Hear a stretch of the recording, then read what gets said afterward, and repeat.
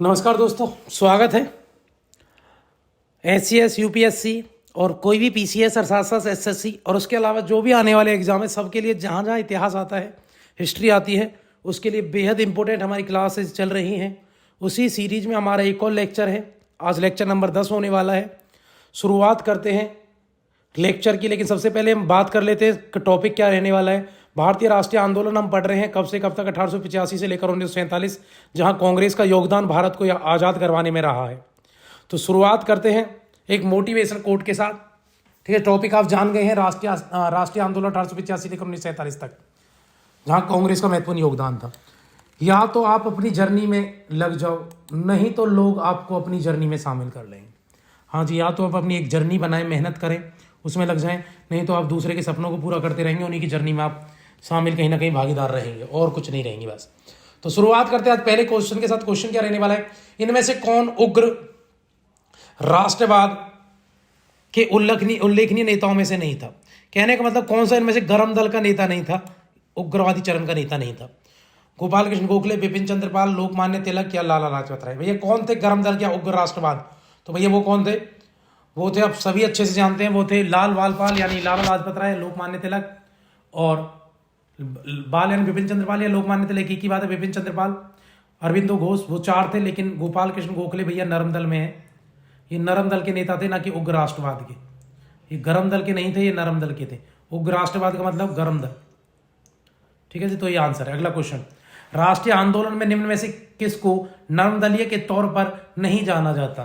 तो भैया इनमें से कौन सा गरम दल का होगा? बाल गंगाधर तिलक है, दादा भाई नौरोजी, एमजी रानाडे, गोपाल कृष्ण गोखले। तो भैया बाल गंगाधर तिलक नरम दल के नहीं थे, गरम दल के थे। अभी आपने ऊपर देखा, तो ये आंसर है। बाकी तीनों नरम दल के हैं ऊपर वाले। यहाँ तीनों गरम दल के जो बच गए, क्योंकि आप पूछा कौन सा गरम दल का नहीं है, इसमें पूछा कौन सा नरम दल का नहीं है, तो ये बाल गंगाधर तिलक नहीं थे नरम दल के, गरम दल के थे। ये बाकी तीन नरम दल के, दादा भाई नौरोजी, एमजी रानाडे, गोपाल कृष्ण गोखले। निम्न में से, अगला क्वेश्चन है भैया, निम्न में से किसने महाराष्ट्र में गणपति उत्सव का ऐसा कायाकल्प किया कि वह राष्ट्रीय उत्सव हो गया, उसका स्वरूप राजनीतिक हो गया? तो याद रखना भैया, उनका नाम है शिवाजी, सॉरी बाल गंगाधर तिलक। बाल गंगाधर तिलक ने ही भैया क्या गणपति पूजा, काली पूजा, शिवाजी पूजा शुरू किया? तो आंसर है बाल गंगाधर तिलक। इन्होंने गणपति पूजा, काली पूजा, शिवाजी पूजा, बड़े तौर तरीके से काली पूजा भी होती थी भैया। अगला क्वेश्चन, निम्न में से किस आंदोलन के कारण भारतीय राष्ट्रीय कांग्रेस का विभाजन हुआ? परिणाम स्वरूप गरम दल और नरम दल हो गए, अलग अलग हो गए।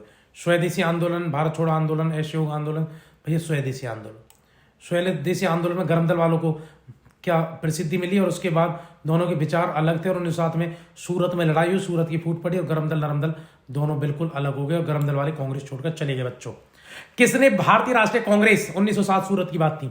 अगला क्वेश्चन, किसने भारतीय राष्ट्रीय कांग्रेस के विरुद्ध अनन्य विनय और विरोध की राजनीति का दोष लगाया? बताओ, किसने कहा था कि भैया ये जो लोग हैं राष्ट्रीय कांग्रेस वाले, ये विनती करते हैं, ठीक है, अनन्य विरोध करते हैं, ये सब राजनीति का एक दोष इसके ऊपर डाल दिया कि अनन्य विनय, प्रार्थना करना, विरोध करना, इन सब का ये किसने कहा था कि ये भैया कांग्रेस करती है? ऑप्शन है आप लोगों के सामने। क्या ये बाल गंगाधर तिलक ने कहा, M.A. जिन्ना ने, मोहम्मद अली जिन्ना ने कहा, M.C. बोस ने कहा, या N.E.B. सेन ने कहा? तो बताओ किसने ये कहा था कि ये नीति है किसकी? इसकी। तो याद रखना भैया, तिलक ने कहा था।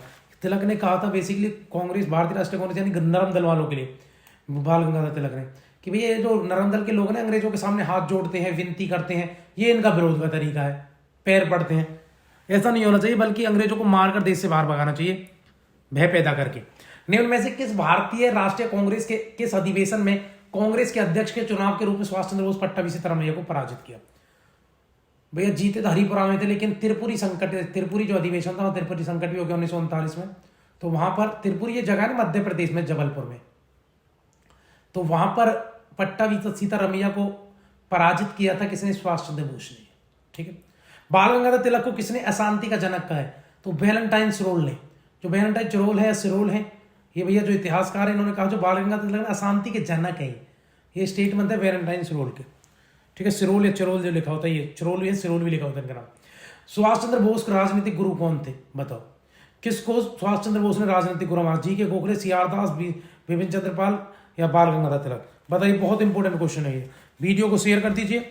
आप लोगों के सामने क्वेश्चन है कि सुभाष चंद्र बोस ने किसको अपना राजनीतिक गुरु माना है बच्चों? बता दीजिए जल्दी से, क्या आंसर रहने वाला है। इंपॉर्टेंट क्वेश्चन है सारे। तो याद रखना भैया, वो सीआर दास को अपना राजनीतिक गुरु मानते हैं। सुभाष चंद्र बोस किसको? सीआर दास को अपना राजनीतिक गुरु मानते थे बच्चों। अगले क्वेश्चन की तरफ चलेंगे। अगला क्वेश्चन क्या रहने वाला है? अगला क्वेश्चन आपके सामने कि व्यक्तिगत सत्याग्रह के लिए विनोबा भावे को प्रथम सत्याग्रह चुना गया। दूसरे कौन थे? तो भैया पहले सत्याग्रह थे विनोबा भावे, दूसरे पंडित नेहरू, तीसरे थे भैया कौन? तीसरे भाई ब्रह्मदत्त। तो भैया दूसरे पूछ रहे, तो आपके लिए आंसर क्या है? पंडित जवाहरलाल नेहरू दूसरे सत्याग्रही हैं। पहले कौन थे? तो पहले थे भैया कौन? विनोबा भावे। आइए 2009 का क्वेश्चन है ये। अगला क्वेश्चन, महात्मा गांधी द्वारा व्यक्तिगत सत्याग्रह के लिए प्रथम सत्याग्रही कौन था? तो भैया प्रथम सत्याग्रही कौन थे? विनोबा भावे। 1940 में जब व्यक्तिगत सत्याग्रह किया था गांधी जी ने, तो विनोबा भावे ने पहले सत्याग्रही थे। इन्होंने नारा दिया जय जगत का, विनोबा भावे ने। भारतीय मुसलमानों के पृथक राज्य के लिए पाकिस्तान शब्द का प्रयोग सबसे पहले निम्न में से किसने किया था? तो याद रखना भैया, चौधरी रहमत अली इन्होंने दिया था। और उनके मित्र कह लो आप, इन्होंने सबसे पहले चौधरी रहमत अली। भैया पाकिस्तान का एक नागरिक था जो लंदन की कैम्ब्रिज यूनिवर्सिटी में पढ़ता था। इसी ने 1932-33 के आसपास एक शब्द दिया पाकिस्तान। भैया पाकिस्तान का अपना सबका एक एक शब्द का मतलब दिया गया था इसमें। चलो कभी डिस्कस करेंगे, मौका मिलेगा। तो अगला क्वेश्चन, अब फिलहाल आप ये जान लें कि पाकिस्तान शब्द किसने दिया है? चौधरी रहमत अली ने। अगला क्वेश्चन, निम्न में से वह कौन व्यक्ति था जिसने विदेश में गणतंत्रात्मक सरकार की स्थापना की थी? बताओ कौन है जिसने विदेश में गणतंत्रात्मक? महेंद्र प्रताप, सुभाष चंद्र बोस, रास बिहारी बोस, कौन था भैया? तो याद रखना, ये सरकार बनाई थी भारत के लिए पहली अस्थायी सरकार सुभाष चंद्र बोस ने, जिसको 11 देशों ने मान्यता दे दी थी। सिंगापुर में बनाई थी भैया, याद रखना। देश के लिए पहली अस्थायी या अंतरिम सरकार बनी थी वहाँ, जिसे 11 देश मान्यता दे चुके थे कि देश जब आजाद हो गई यही सरकार होगी, अंतरिम सरकार या आप कह लो अस्थायी सरकार, गणतंत्रात्मक सरकार बनाई थी सुभाष चंद्र बोस ने। अच्छा, कामाघाटा मारू प्रसिद्ध है किस लिए? उत्तर पूर्व में भारत के 10,000 फीट ऊंचा स्थान है कोई? ये एक जलपोत के कारण, पर्वतीय क्षेत्र उत्सव के कारण, एक जनजाति। भैया एक जलपोत है। 1914 में ये जलपोत लिया गया था, यानी ये शिप लिया गया था, जापान का शिप था। किराए पर लिया एक व्यक्ति ने, गुरदीप सिंह ने, और गदर पार्टी का समर्थन करने के लिए वैंकूवर तट पर कनाडा पहुंचा था ये व्यक्ति। 376 व्यक्ति इस जहाज में बिठाकर। अगला क्वेश्चन, बाल गंगाधर तिलक किस वायसराय ने किया? बाल विभाजन किस वायसराय ने किया? Lord Hardinge, Lord Curzon, Lord Lytton, Lord Minto? तो भैया लॉर्ड कर्जन ने बंगाल विभाजन किया 1905 में। ऐसे याद रखना, कर्जन का पता नहीं क्या कर्ज था कि उसने हमारा देश को बंगाल का विभाजन कर दिया। क्या कर्ज था कर्जन का बंगाल पे कि उसको बंगाल का विभाजन कर दिया? कि हमारे देश पे क्या कर्ज था, इसने बंगाल का विभाजन किया कर्जन ने। भारतीय स्वतंत्रता संग्राम के संदर्भ में 16 अक्टूबर 1905 को निम्न कारणों में से किसके लिए प्रसिद्ध है? बताओ इनमें से कौन सा कारण 16 अक्टूबर 1905 को हुआ था? कलकत्ता के टाउन हॉल में स्वदेशी आंदोलन की औपचारिक घोषणा की गई थी, बंगाल विभाजन हुआ था, दादा भाई नौरोजी ने घोषणा की कि वह भारतीय राष्ट्रीय कांग्रेस का लक्ष्य स्वराज है, या लोकमान्य तिलक ने पूना में स्वदेशी आंदोलन प्रारंभ किया? तो आंसर है भैया बंगाल विभाजन हुआ था, लागू हुआ था इसी दिन 16 अक्टूबर 1905 को, और पूरा राष्ट्रीय शोक मनाया गया पूरे भारत में। इंपोर्टेंट है 16। वैसे घोषणा हुई थी 20 जुलाई 1905 को, स्वदेशी आंदोलन हुआ 7 अगस्त 1905 को, लेकिन बंगाल विभाजन जो हुआ था लागू हुआ, पूरी तरह विभाजन हो गया 16 अक्टूबर 1905 को। बंगाल विभाजन के समय बंगाल का लेफ्टिनेंट कौन था? सर एंड्रयू फ्रेजर था, एच रिजले था, बॉर्डरिक था, एटी अरुणडेल था। बताइए बंगाल विभाजन के समय बंगाल का लेफ्टिनेंट कौन था, लेफ्टिनेंट गवर्नर कौन था? CF Andrews, H Risley, Broderick, FT Arundale. बताइए क्या आंसर है? जल्दी से आप आंसर करेंगे और वीडियो को आप शेयर करेंगे बच्चों। तो बंगाल विभाजन के समय बंगाल का लेफ्टिनेंट पूछ रहे हैं आपसे, इंपोर्टेंट क्वेश्चन है। और क्वेश्चन भैया सारे ये नहीं कि यही इंपोर्टेंट है, सारे ही हैं। और आप जानते भी कौन थे जब बंगाल विभाजन में लेफ्टिनेंट कौन था बंगाल का? एंड्रयूज था ना, एंड्रयू फ्रेजर। कहाँ है ऑप्शन? ऑप्शन आप लोगों के सामने, एंड्रयू फ्रेजर बच्चों। अगले क्वेश्चन तरफ चलेंगे। निम्न में से कौन स्वदेशी आंदोलन का आलोचक था? पूर्व तथा पश्चात के मध्य में वह बेहतर संबंध का समर्थक था। बताओ कौन था? किस व्यक्ति ने स्वदेशी आंदोलन का विरोध किया था और कहा पूर्व तथा पाश्चात्य के मध्य का एक बेहतर संबंध होना चाहिए, यानी हमारा भी अतीत होना चाहिए, अंग्रेजों के जो कल्चर है उसको भी अपना लेना चाहिए, दोनों का एक मिक्सर होना चाहिए। ये किसने कहा? डब्ल्यू.सी. बनर्जी का कहना, एस.एन. सत्यनाथ बनर्जी का कहना, या आर.एन. रविंद्रनाथ टैगोर का कहना, या बी.जी. तिलक, बाल गंगाधर तिलक का कहना। तो बताइए भैया किसका मानना था कि भैया पूर्वी और पश्चिमी संस्कृति का एक मिक्सचर भारत में हो? ये किस व्यक्ति के द्वारा ये स्टेटमेंट दी गई और कहा गया ये एक जो मिक्सचर होगा, तो भैया कहीं ना कहीं एक बेहतर मिक्सचर के तौर पर वो इसको देख रहे थे। तो बिल्कुल आप जानते वो थे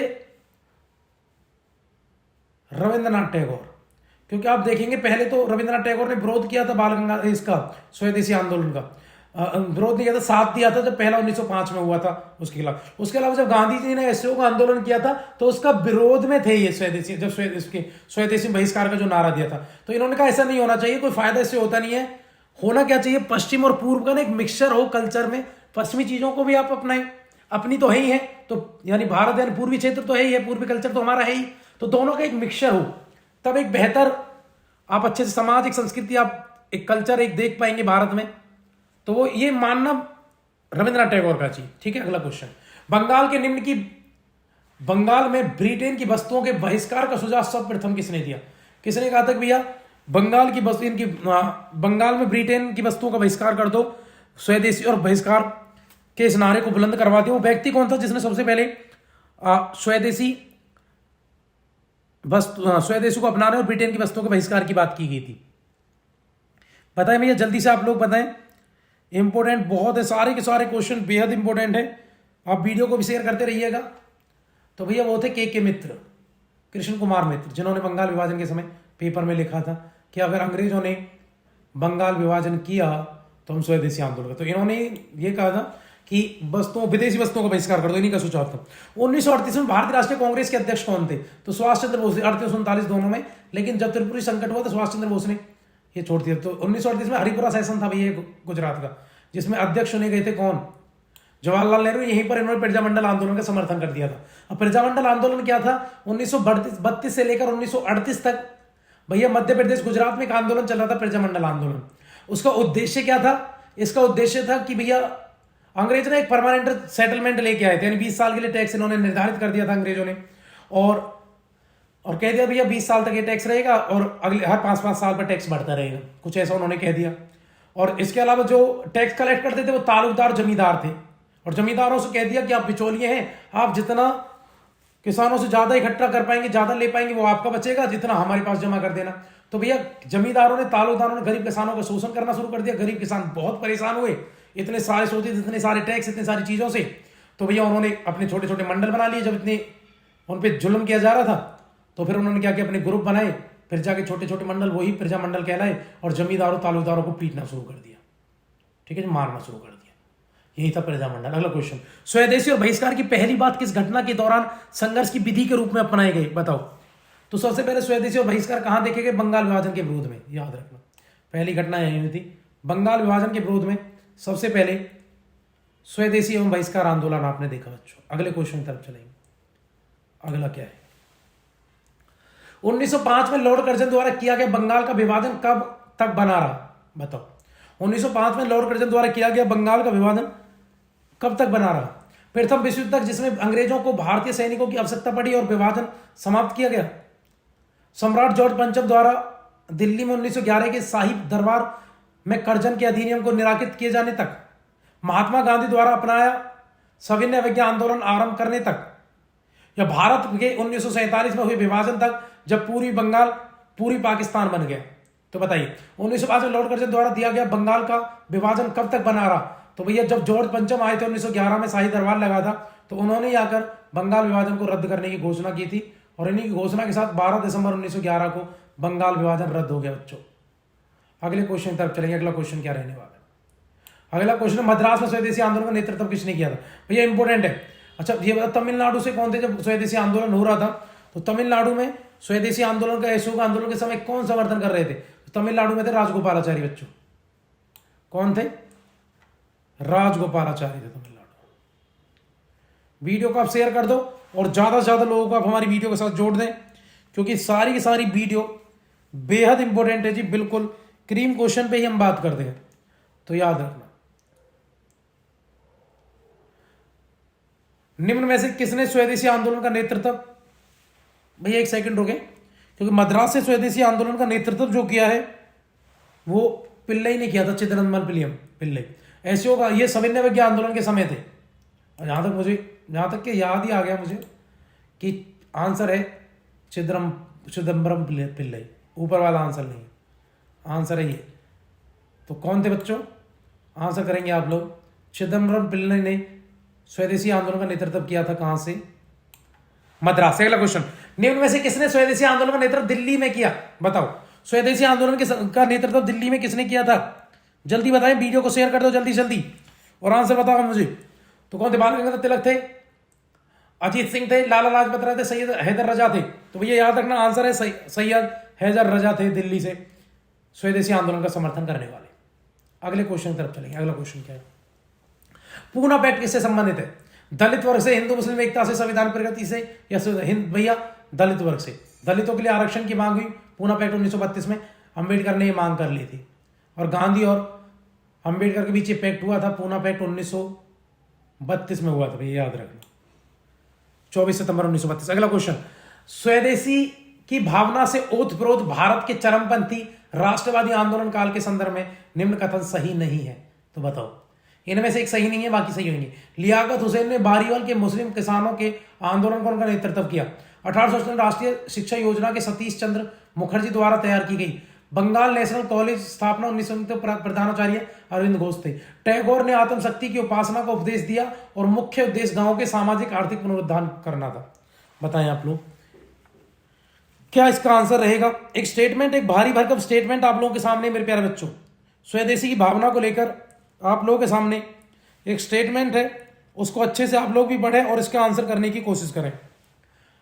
देखो जी, फिर से आप लोग पढ़ता हूं, एक स्टेटमेंट बड़ी है, उसके बाद चार जो ऑप्शन है वो भी बड़े हैं। तो कुछ नहीं, सिंपल है, लेकिन पढ़ दोगे तो आदत डालनी पड़ेगी, तो उससे आंसर तो कर लोगे आप लोग।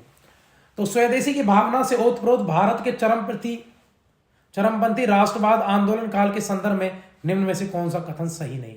लियाकत हुसैन ने बारीवाल में मुस्लिम किसानों के आंदोलन का नेतृत्व किया, नहीं, लियाकत हुसैन कहां थे, स्वदेशी आंदोलन। और 1858 राष्ट्रीय सुरक्षा की योजना सतीश चंद्र मुखर्जी द्वारा तैयार की, हाँ ये ठीक है, राष्ट्रीय शिक्षा योजना सतीश चंद्र ने ही की थी 1858 में। बंगाल नेशनल कॉलेज की स्थापना 1906 में, जिसके प्रधानाचार्य अरविंद घोष थे, हाँ ठीक है, बंगाल नेशनल अरविंद घोष प्रधानाचार्य। टैगोर ने आत्मशक्ति की उपासना का उपदेश दिया, जिसका मुख्य उद्देश्य गांव में सामाजिक आर्थिक। तो तीनों से पहला गलत है भैया, क्योंकि ये था ही नहीं ऐसा कुछ कि बारीवाल में लियाकत हुसैन थे, तो ये पहला गलत है, बाकी सही है भैया। इसका आंसर बच्चों पहला है, आंसर पहला गलत है, बाकी सब सही है मेरे प्यारे बच्चों।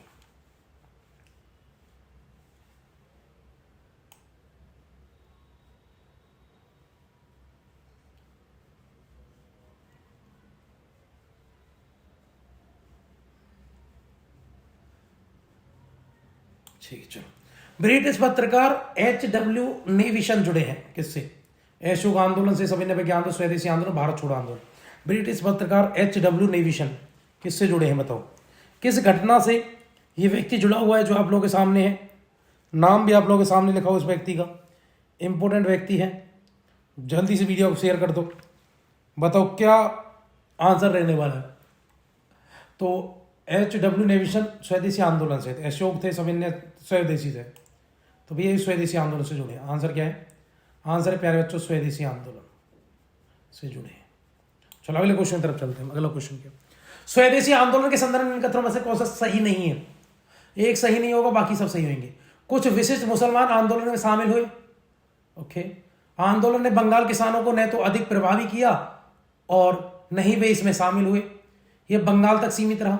तो बताइए स्वदेशी आंदोलन में कौन सा कथन सही नहीं है, बाकी आपको सारे कथन सही दिखेंगे भैया, सिर्फ एक सही नहीं दिखेगा।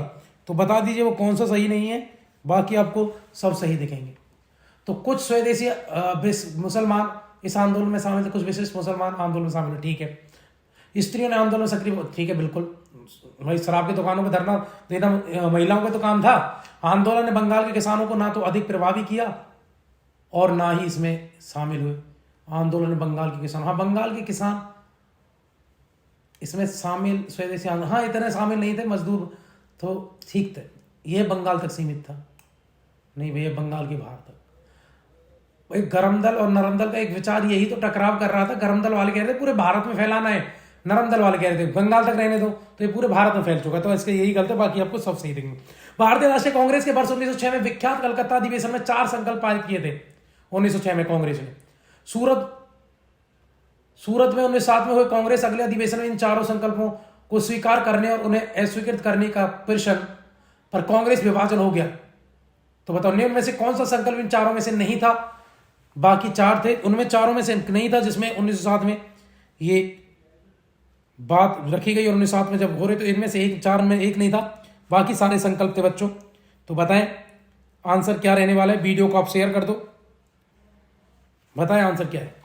तो याद रखना भैया, इन चारों में से 1907 में क्या था? बंगाल विभाजन रद्द करना नहीं भैया, ये 1905 में हो चुका था। ये 1911 में जाके इसकी बात हुई, तो ये नहीं था। बायकॉट था, राष्ट्रीय शिक्षा थी, स्वदेशी भाग्य था। तो बंगाल विभाजन को रद्द करना कहाँ थे? तो 1911 में जॉर्ज पंचम ने आगे रद्द किया। तो यही गलत है भैया, ठीक है, बाकी सही है। 1907 में वर्ष 1907 में सूरत में भारतीय राष्ट्रीय कांग्रेस के विभाजन का मुख्य उद्देश्य क्या था? क्यों कांग्रेस टूटी थी? किस बात को लेकर कांग्रेस में विवाद था?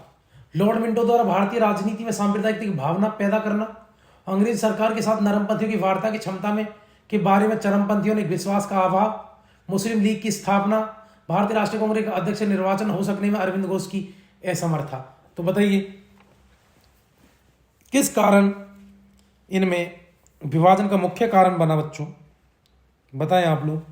तो याद रखना कांग्रेस के निर्वाचन की अध्यक्षता को लेकर अरविंद घोष नहीं भैया, बात यहाँ लाला लाजपत राय को बनाने, तो ये तो है नहीं। तो अंग्रेजों के साथ नरमपंथी की जो बात हो रही थी ना, उनसे गर्मपंथी उनके विचारों से सहमत नहीं थे। दोनों के विचारों में विश्वास का अभाव था, तो इसलिए ये एक विभाजन का कारण बना था। तो आंसर क्या है? दोनों के विचारों में अभाव था, दोनों के विचार मिल नहीं पा रहे थे, तो ये आपका आंसर है। ठीक है, अरविंद घोष को बनाने के लिए नहीं कह रहे थे, बनाने के लिए लाला लाजपत राय। तो ये तो गलती हो गई। मुस्लिम लीग की स्थापना ये भी तो ही सांप्रदायिकता की भावना का प्रयोग भी नहीं। तो इसका जो मेन था कि ये था कि अंग्रेजी सरकार के साथ नरमपंथियों की जो बात था, क्षमता थी, बारे में चरमपंथियों को विश्वास नहीं था, दोनों में विश्वास का अभाव था, उसी को लेकर बात है। निम्न में से किसने ऑल इंडिया मुस्लिम लीग की स्थापना की थी? सर सैयद अहमद खां, सर मोहम्मद इकबाल, आगा खां, नवाब सलीमुल्लाह खां। तो ऑल इंडिया मुस्लिम लीग की स्थापना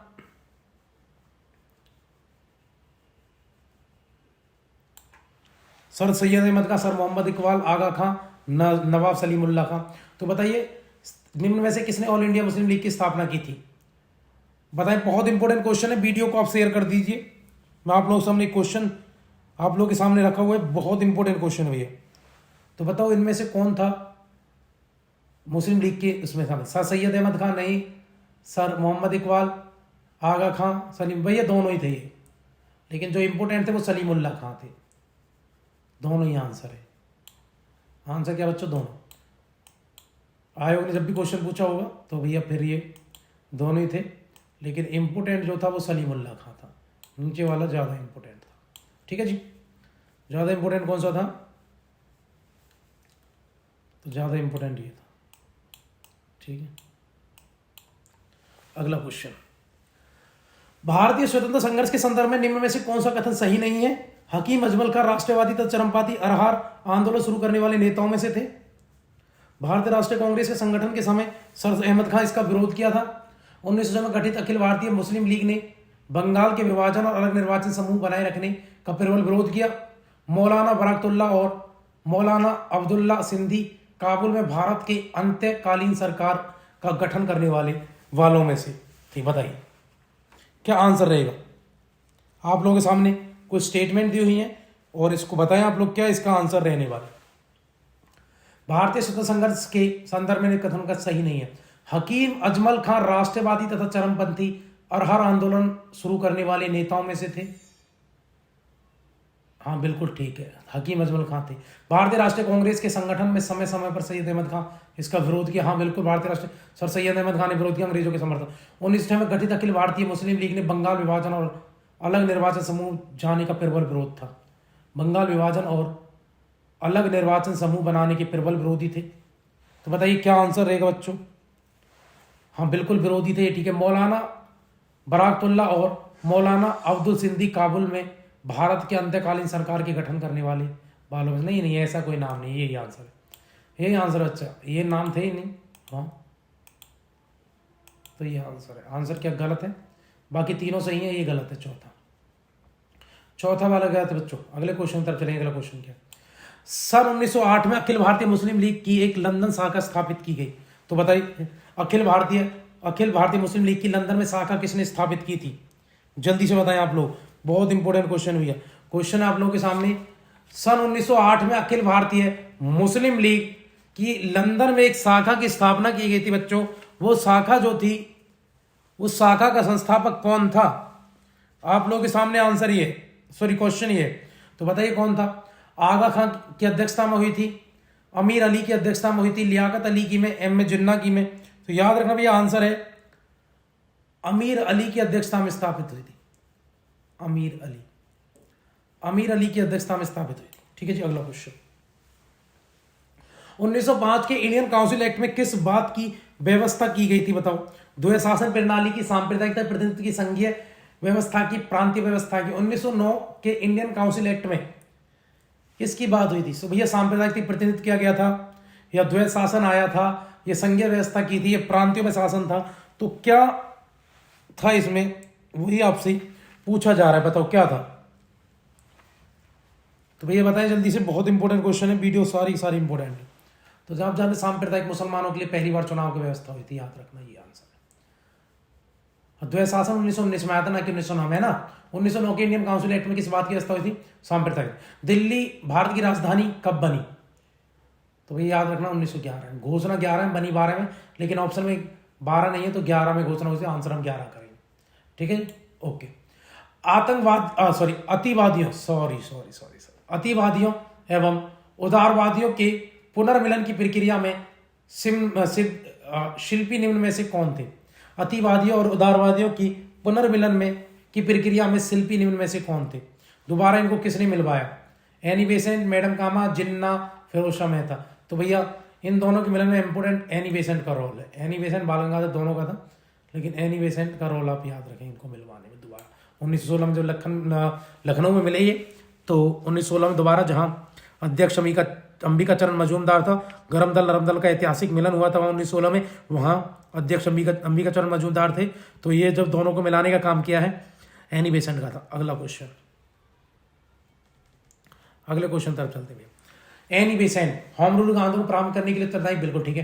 थियोसॉफिकल सोसाइटी की संस्थापिका थी, इंडियन नेशनल कांग्रेस की एक बार अध्यक्ष थी। तो बताइए क्या आंसर है? वीडियो को शेयर करो, जल्दी से बताओ इनमें क्या आंसर रहने वाला है। एनी बेसेंट के बारे में आपसे पूछ रहे हैं भैया, इंपॉर्टेंट क्वेश्चन है, बताएं। तो बता दो।